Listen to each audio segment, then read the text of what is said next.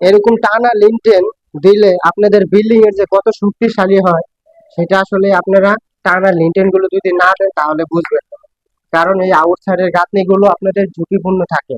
যখন আপনি 9.5 fit 10 fit গাঁথনিটা উঠাইবেন, তখন পুরো লিনটেন ছাড়া যদি গাঁথনিটা উঠান, এই গাঁথনি আপনাদের ভূমিকম্প সময় ফাটন ধরার ঝুঁকি থাকে, ক্যারেক ধরার ঝুঁকি থাকে।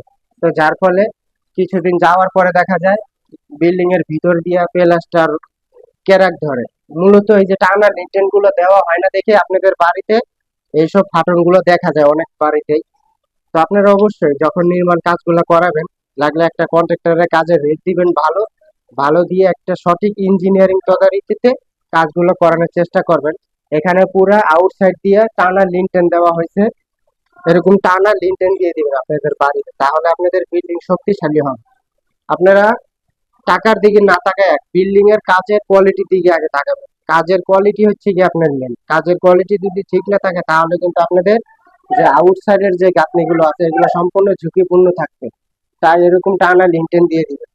সম্মানীয় দর্শকরা, এখানে লিনটেন করা হচ্ছে। তো সচরাচর আমাদের দেশে যে ভুলগুলো হয় সেটা হচ্ছে গিয়া আউটসাইডের যে গাঁথনিগুলো থাকে সেখানে টানা লিনটেন দেওয়া হয়। এর ফলে কিন্তু আপনাদের যে আউটসাইডের ওয়ালটা এটা কিন্তু সম্পূর্ণ ঝুঁকিপূর্ণ তৈরি হয়।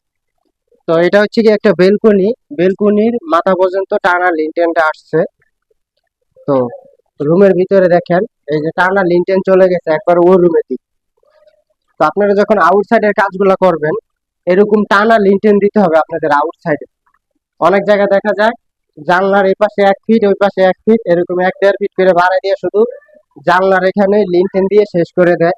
কিন্তু আপনাদের টানা লিনটেন দিতে হবে একবার ওই মাথা থেকে বিল্ডিং এর ওই মাথা পর্যন্ত টানা লিনটেন দিতে হবে। আপনাদের বিল্ডিং এর আউটসাইডে যত গাঁথনি থাকবে সেই গাঁথনির উপর দিয়ে এরকম টানা লিনটেন গুলো দিতে হবে।